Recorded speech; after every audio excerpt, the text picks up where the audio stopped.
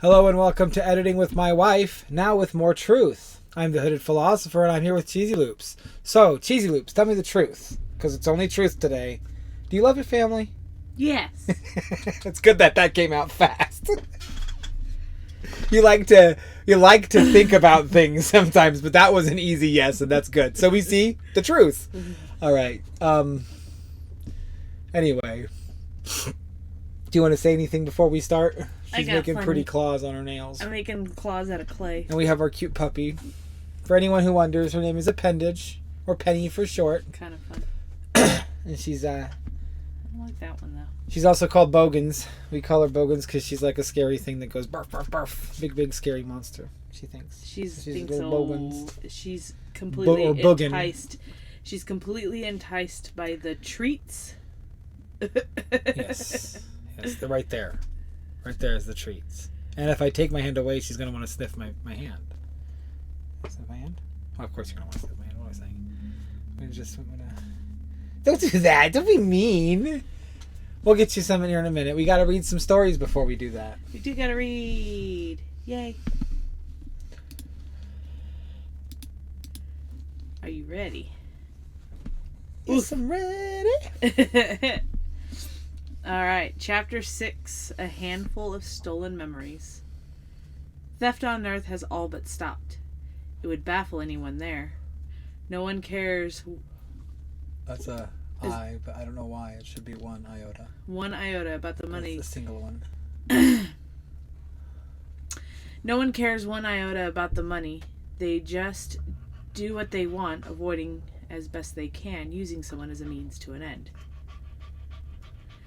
People still steal a bite of a lover's meal or borrow a pen and forget to return it. If the intention was ever to take something in advance, your motivations without the person's consent, the overseer would send a detective like Glimmer was pretending to be. Then the dauntless detectives follow the intention until they find the person, and they have a very illuminating discussion with or without the victim. So when Eleanor had her grandmother's precious necklace stolen, it made her feel sick. As she passed through the doorway to a city on a planet in another galaxy, her stomach did several backflips. The sick bag came in handy a few times. Glimmer waited as she took the time to be sick. She finished and then said, "Everything okay?" "Oh, highlight that, please. Everything okay. Thank you." She was panting and her throat was quite sore. "What the hell was that?" She winced at her raspy voice, feeling at her throat with her hand. Glimmer laughed. "No one truly knows, but it happens to humans every time." He pointed at the nearby trash receptacle. With 2 fingers, she dropped the gross bag into it. "We need to meet." What? With 2 fingers. 2 fingers. Is that a good way of describing it? Yes. Sorry, that caught my attention. I thought it was clever.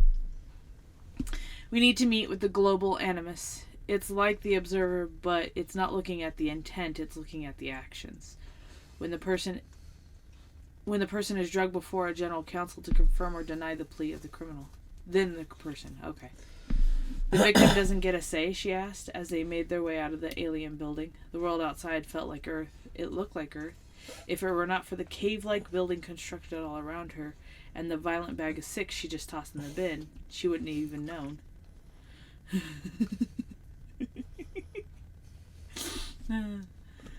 "No, the victims are left out of the process here," he said, the worry began tightening around her, like a clear film constricting her chest. It relaxed when he said, "Never fear, the global animus here is never wrong."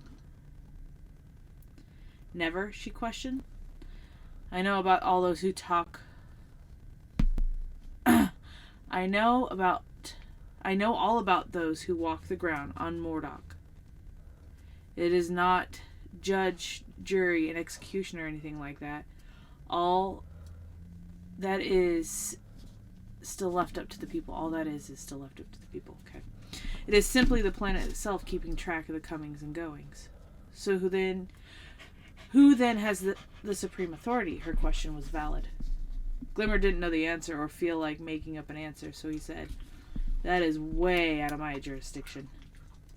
By several million light years." She laughed, the golden spikes returning when she looked at his captivating smile. John Gray, a voice shouted across from the street. A voice shouted from across the street as they exited the building. It was Glint, or as the humans called him, Clive. Eleanor didn't recognize him. Clive, you old hound. The hell are you doing all the way out here? Clive responded casually as the man called John came over to meet him. We're hunting down this young lady's necklace. It was taken from her, and the overseer said the culprit brought it here. He pretended to think for a moment. I don't suppose you have an animus link? Of course. I'm Valiant. Valiant? I think there's no I after the A, so it's Valiant. Valiant. I'm probably misspelling the actual word with the intention of using it as like a title because it's from another galaxy. Okay.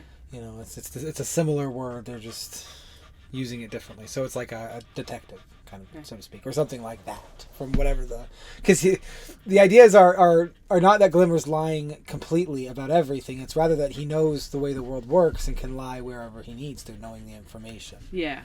He's like a person who's read the entire story of Earth, in a way. Okay. And can kind of read it now. Read it coming. Clive stopped as if to think. It was all a ruse, but Glint took an appropriate amount of time. It was a man, and he went into the shop. Here, I'll take you there. He held out his hand, palm down. Glimmer handed his hand to the stack. They looked at Eleanor, who looked back, asking, "This isn't going to make me sick again, is it?" "It's not like that," Glimmer said, using his eyes to point at the pair of connected hands. She reached out and placed her hand on theirs. Time stopped. Everything became coated in a film that looked like dust. Walking was easier. Like the gravity was the same, but the person walking didn't feel its oppressive downward trajectory. I just want to lie like that just because I like it. Oppressive downward trajectory.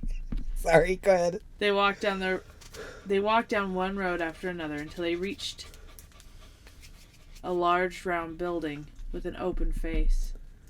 Beings of all kinds were in the process of exiting and entering. When they reached the entrance, the film around everything disappeared, causing time to resume. When they entered the building, Eleanor got distracted by all the shiny baubles hiding in protective cases. Glimmer watched her ogle an ornate golden egg. "She's called to it, isn't she?" he said to Glint, standing next to him. "Or it calls to her," he offered. She started walking to the burly humanoid lady behind the counter. They were making a deal, and she was going to buy it. Ho, ho, ho. So you see, you're not watching Eleanor's story as closely as if it was from her perspective. Uh-huh. You're watching Glimmer watch her story happen. Yes. That is the most important part of the sci-fi world. Is that all that stuff we recognize, kind of the ideas, the futurism and stuff. So I'm going to take it to the fantasy first, and then the second age, try and tackle them together. Mm-hmm. So you have... She started talking to the burly humanoid. She started talking to the burly humanoid lady behind the counter. Oh, whoops. That's alright, you do it earlier. Earlier in the thing. I guess I can just switch over since we're done. Just do it. How do you feel about the way it ends there? Just like that. This is much better compared to all your other chapters. It's starting to get much, much better. So I actually can say some things extra because of the discussion I had yesterday with the boys on Discord. Okay. And I want to talk to him to... No, I'm not going to talk about this later. What were we saying? Let's go with anything in that last bit where he's talking to Glint. Kind of just... That's setting a scene. He's watching her look at this ornate golden egg. Yeah. And there's something going on between her and the egg. So much so that she buys it. And you wonder... Because I don't know what is my memory of the discussion of what we were doing and what is already been said in the story. But do we know why she wants Eleanor story-wise in Chapter 6? Why who? Why Glimmer wants Eleanor. A prophecy. No, but for what purpose? Do we know? Trying to think of where I said it. It's probably in the first couple chapters. I'm pretty sure I did say something about it, but there's a lot of Did we officially say dragon? exposition. What did you say? Do we officially say dragon? Yes, that's said in the first chapter. That The first couple paragraphs. He wants her because of the dragon. The dragon of greed and power. Okay. The golden dragon of greed and power, and it's said a couple times quite in that description through the book. Because you know the reason why you yourself. We've talked about dragons in my universe and how they're bigger than gods. They scare gods, not just mortals, and so they often have other things to attend to, and they don't just come play with the mortals occasionally. Mm-hmm. Yeah, they're very neutral-esque, but they do have a strict code. So this is one that. I mean, I guess I should let it speak for itself. The golden drink. She'll come up very, very briefly, mostly towards the end. I mean, it's starting here. They took her to the shop where the egg was. They lured her to that egg and let it do its own magic. Mm-hmm. Let it do its own thing. They didn't entice her to buy it. They let it kind of happen. Yeah, they're watching it happen. Mm-hmm. Because they know the prophecy. They're just making the prophecy happen. That's the trick of this book from the beginning. Yeah. It's just the beginning is making the prophecy start, so that way when they get into the story of it, it's in the journey. Mm-hmm. And it doesn't stop. This is like when you're rafting and there's a nice calm water and you're just all just chatting and having fun. That's what I'm trying to make here. Gentle, careful, lots of big words, lots of ways to understand it. But once we hit the rapids, it's going to go. And we're going to be very focused on the story together. It's just, I don't know. I like what I did. I'm just not sure if I'm doing it right. For sure. You know what I mean? Do you want to... At the top of every chapter so far, there's a lot of exposition about... And it's more than just exposition. It's like nuanced thought behind a certain item, a certain thought. Like when we talk about lying, or when I talk about... Well, in this one, the exposition is so tiny. It starts to shrink when we get to the end, yeah. Because and then boom, this exposition. It was Eleanor feeling sick because of the travel and the fact that someone would take her things, and she's not used to that. Like, no one does that for their own means. It's generally accidental or through a... You had another example of why someone would take something of somebody's. And I can't remember what it was. Like steal someone's food. Oh yeah, steal a bite. A wife will still steal a bite. That's not mean. Nobody's hurting anybody. But when somebody steals a necklace, but if that were to happen in Andromeda, they would have seen the action first, not the intention first. So nobody would have to do any investigating. They would just go to the person where he is, unless he escapes to Earth, where it could get confused. Yeah. Yeah. So, no, I think this is probably your best one so far, and I can't wait to see what more we get. It only gets better from here, and there's just so the two characters here are pretty much only them, right? Yeah. You see it. Everyone else flits in and out of a story. Yeah. But we focus on. I'm not going to say anything else. Okay. I got to be careful here. Oh man, I hope that next month's story, these conversations start to sound a lot better, because I'll have all that help from everyone in Discord. So, why did you highlight oppressive downward? Well, how do you feel about that statement? What am I saying in that statement? They feel like they're lighter than air. They're kind of like floating, maybe moon. But the gravity's still there. The thing that's holding them down is still there. It's just that oppressive feeling. They feel light. Yeah. It feels a little easier to walk. Yeah. That feels. I don't. I get it. I get what you're trying to say. And then they just use it to walk there. Yeah, they just make it a little easier to move. It's something that the what did I call it? Global animus allows. Mm. It allows for you to pause time together and move through space, so you can get to places quicker. Which would make sense for them. It's super science fiction too. And if nobody's understanding this, global animus would be a fancy way of saying planet's soul. Or like the entity inside the planet itself, or the globe itself, the thing that is there, that one thing. It can track and move its pieces however it wants, and you're welcome to become one of its pieces and use his powers to move through the planet without worrying about time and stuff. Okay. It's a crazy concept, but and it will be explored when we get to the if there's another book about this. If there ever is another book about this, the exploration would be into taking these giant, complicated sci-fi and exploring inside of them, and then bringing the Fey worlds to attack it or something, you know. But you'll see when we get to the end what that means. I guess I keep getting ahead of myself. It's hard not to. You do. Every single one of my stories has a special place in my heart, and this one's my weirdest. Yeah. Right now, and I'm just there's so much to say to me. But let's get through these links real quick. This is a quote. Right, yeah.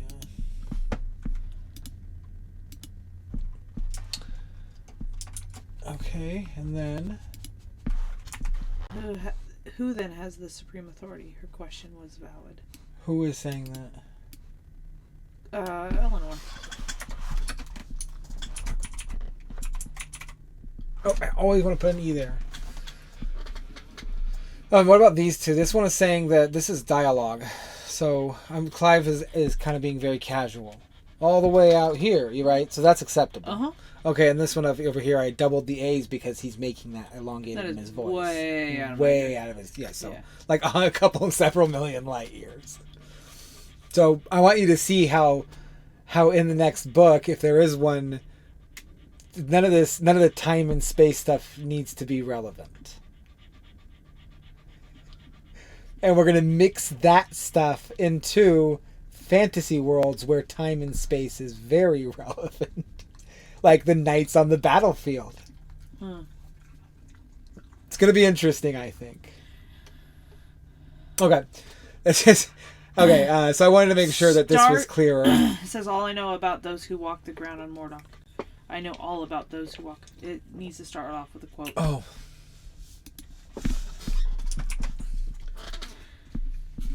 You know what? I'm making a huge mistake. Aren't they with Glint too? Mm-mm. Or Clive? Mm-mm. Not until further down there. Oh, okay. Wow, that's so little. What am I missing? What? I see what people fill it up with in the Discord. Yeah. And I've got a couple instances where I finally caught it, I think. And one of them, I think, is right here.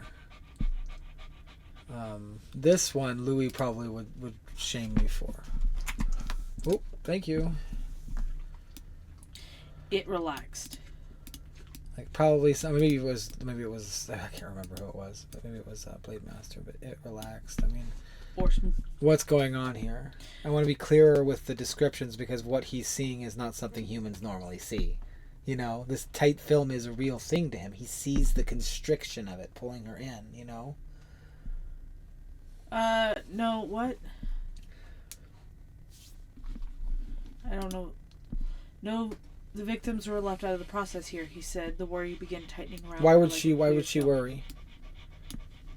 Because she's the victim and they're left out of the process. Oh, okay. Right? And so he's seeing the worry, literally seeing it on her like a film. Yeah. The problem is, I stopped doing this. So how do you feel about that kind of war imagery? Does that make sense what I'm saying? I just stopped. All the aura stuff just stops in the Feyworld. Because I want to bring it back in the second book. But I could also just kind of mess with it some other way and bring it in the second book. Well, how is this the aura stuff? I don't see this as aura. That constricting film that you had the black aura through the card? Uh-huh. None of that stuff matters in the Feyworld. Okay. The card is an artifact. Uh-huh. A dragon's But why artifact. are you bringing up the card with this sentence?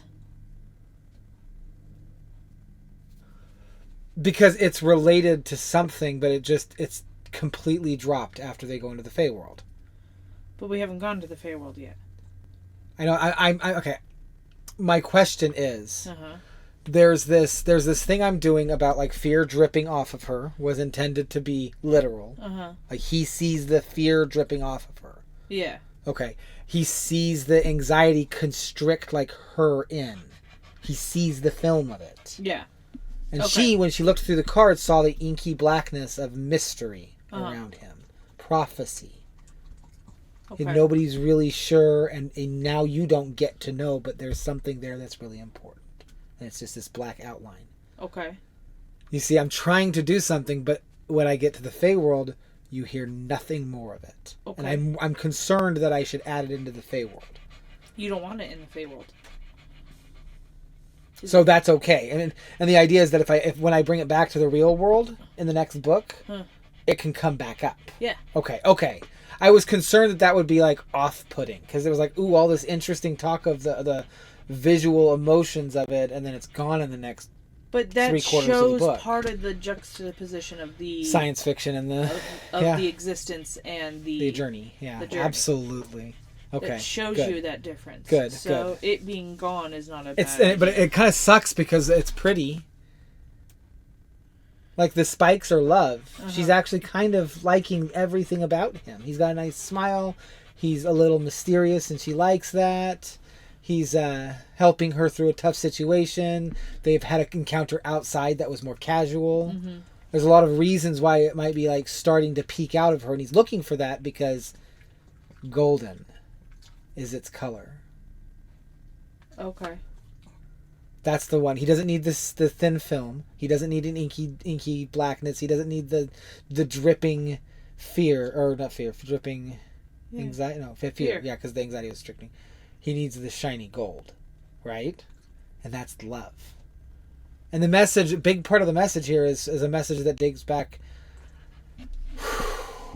to Socrates, Plato's Symposium. There's a famous voice inside of that. I'm not sure how to say it because I'm not well versed in this stuff. That kind of gave off the idea that love itself is greedy. Inherently. Yeah. You want more of the person's time. You're thinking, I would want to talk to him more. I would want to be around him more. Right. It's pleasant. And then eventually it's going to be, I want to touch your skin. I want to hold you more. And it just keeps getting more and more and greedy. And the more that you get of it, the more power you get. Okay. Yeah. Over that person. It's really, I think, I just don't know how to say it. But it's there, right? The idea. Okay. Yeah. Like, so the gold spikes are key. And it comes off funky at first. But that's because we're in a science fiction universe in the future. And you're looking through the eyes of a fae, not a human. Everything's off by a little bit. But once we get into the fae world, everything starts making sense. Like clear as day. So just bear with me. I mean, this might honestly be the first chapter of a much longer story instead of one book. Like, so, up to the time of the beginning. Okay. Right. Anyway, so we can get into this because we can't keep spending time here.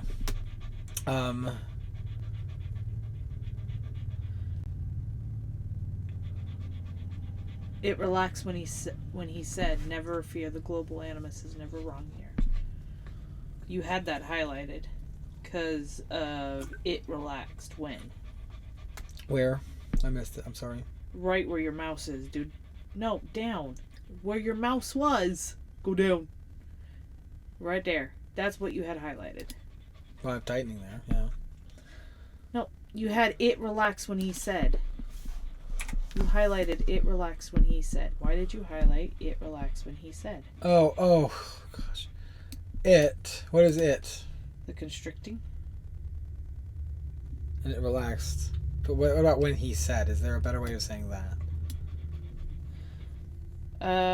You could say after he stated, or you could move that to the end of the sentence.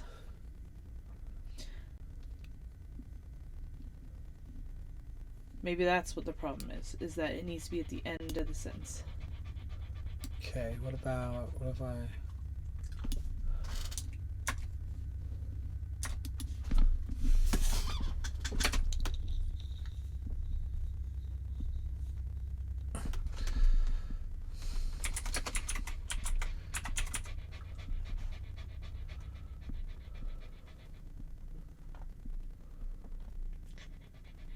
upon acquisition of... Not acquisition. Why are you? I don't know. My brain is out of control. His words. That's what it is.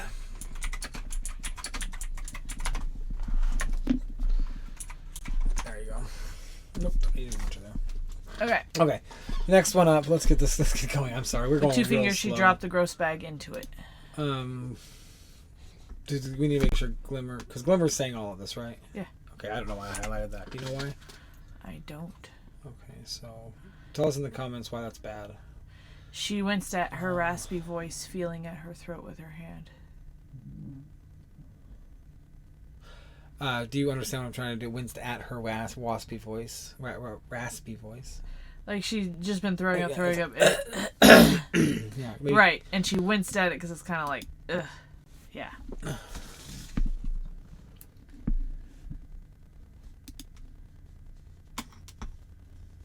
What?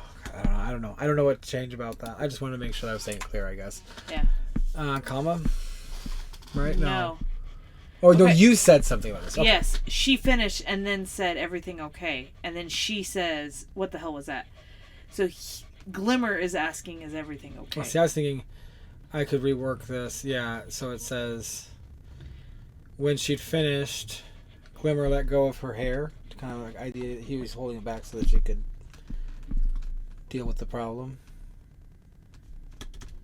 Would that be something accessible? Maybe not, because that's kind of formal, but the problem is the girl's vomiting. And if she's like, and you knew it. into a bag. Yeah. Not into a toilet. Okay, fair enough. So the hair actually probably help kind of hide it. Yeah, hide your shame of having to vomit several times after going through it. Glimmer waited as she took the time to be sick. She finished and then said. So it sounds like that sounds Yeah, like I know. She said it. she's I know. saying everything okay. But then she goes, what the hell was that? So then he said, is maybe... I don't want to do he said, right? Then he asked, then... What if we did this here? So she's sick. Mm-hmm.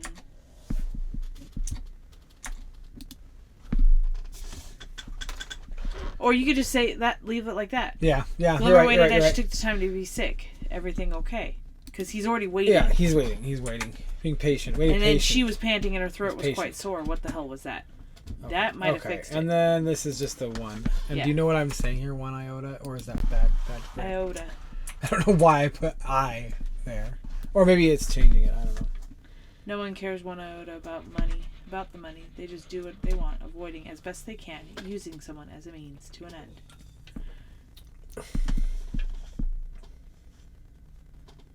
Yeah, they don't care about the money. Mm-hmm. It's not a problem anymore. It's just so far in the future. Yeah. We've advanced. Leave me alone. That's all you need to know is this is like super awesome place to live. Not terrifying, oppressive place to live. Right.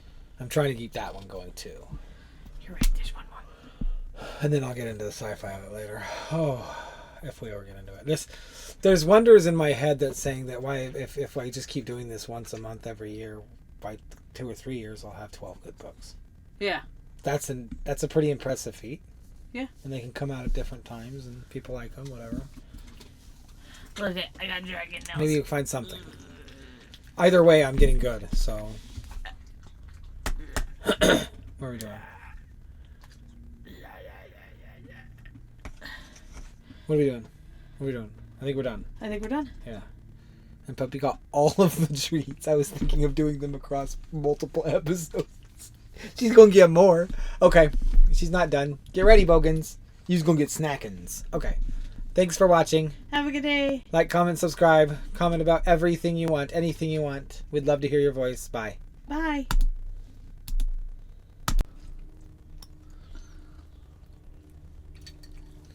Hello and welcome to Eating with My Wife. Today we're having meatloaf. Thank you for looking. Bye.